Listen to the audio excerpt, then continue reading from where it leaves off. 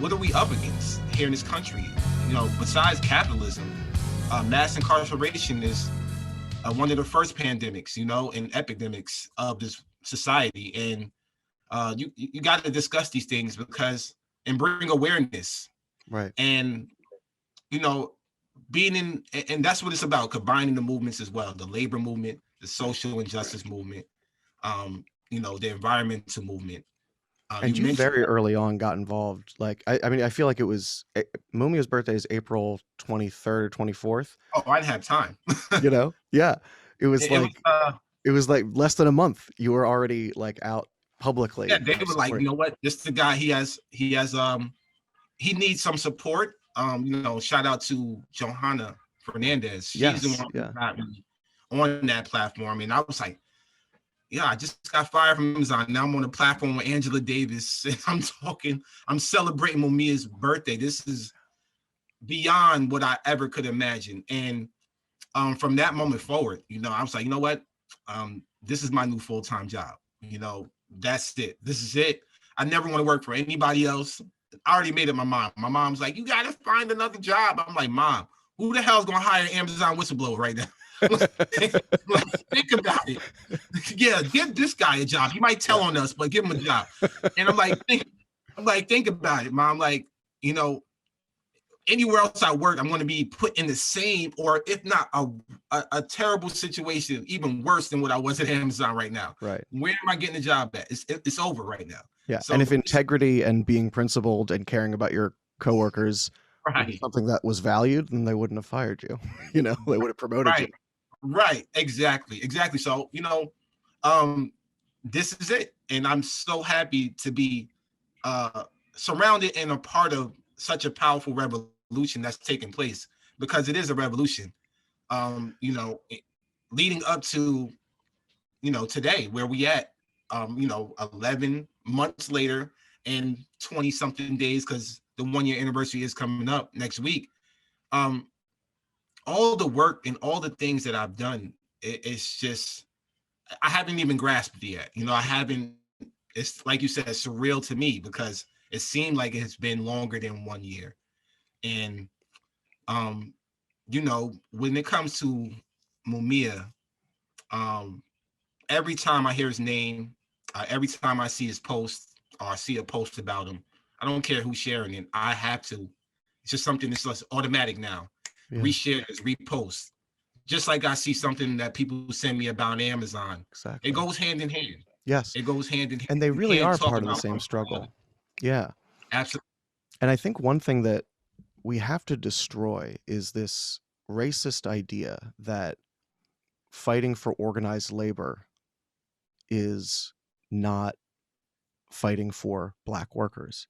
In fact, when you look at the history, Black workers have always been at the vanguard of the revolutionary struggle in the US. It is like, going back to the fight against slavery, going back to Bacon's Rebellion, going back to the 1930s with the organizing with the Communist Party. And we are seeing it now again with the workers down in Bessemer, Alabama, with you and your colleagues. It's an exciting development. And I wonder, I have a question for you, Chris, actually, because no, sure. Yeah, absolutely. It's a heavy position. Like Mumia he's sort of the face of the struggle against mass incarceration. And it was part of a political strategy to say, okay, this is the Black political prisoner who is at the most immediate risk. He has a death sentence, so we have to mobilize around him. And he became that symbol. And I wonder, like, to a certain extent, you have been the face of the struggle against Amazon in this first pandemic period. And I wonder, I mean, that must be pretty heavy. Ted, I'm about to say, I mean, but for the audience, I lost a ton of sleep. I have sleepless nights all the time. How could you sleep comfortably of what we've been through? And that's for anybody. Just think about all the bullshit that goes on in the media every single day. It will make a sane person go insane. Right. But what's ironic about the whole situation is that Amazon ironically prepared me for this very moment. The principles that I embraced at Amazon, because I wanted, when I got hired, I wanted to move up in the company. I had to learn how to talk the talk and walk the walk, and I did. I learned all of that. Quick learner, as you can see. I'm a quick learner. Oh yeah. Quick learner. And you'll become a national organizer in a year without being a quick learner. Exactly. And having that, just having the mindset, the mentality to do that. I always used to tell my employees, working at Amazon is 90% mental and 10% physical. You have to have the mentality to be in solitary confinement, because that's what it was. You're working at a cubicle station for 10 hours a day. The time you report to work in the morning, 5, 6 o'clock in the morning, it's dark. When you leave work 5, 6 at night, it's dark. You don't see the light of day. So imagine you doing that rinse and repeat. You go home and take a power nap, right? And then you're right back in that system. And if you're able to last at Amazon for more than a year, you need to be some type of leadership anywhere in this country, because that right there is tough to do. People don't even last a day or a week at Amazon. So for me to last almost 5 years and not just be an entry level position, I was a supervisor. So my days were 14, 15 hours, with my commute being 2 to 3 hours a day each way. And I had to mentally prepare myself for that, and also physically keep myself up to shape. Right. And when I got fired, I had all those leadership principles already. They were already installed in me. Yeah. And I just tried to transition over as much as possible, as best as possible, to my ability. And it worked out. Without the support of the community, support of journalists like yourself, Ted, I don't know where I would be. I wouldn't be here. The community uplifted me and said, we're going to get behind you and embrace you and catapult you into the spotlight, because you have a voice and you're giving everybody else a voice. And that's all I'm doing.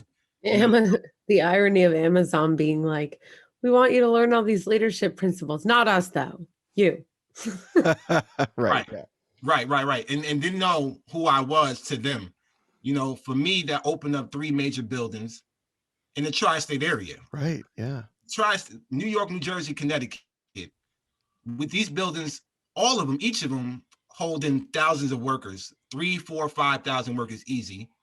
I trained several hundred of their managers that are now level 7s, level 8s, level 5 and up.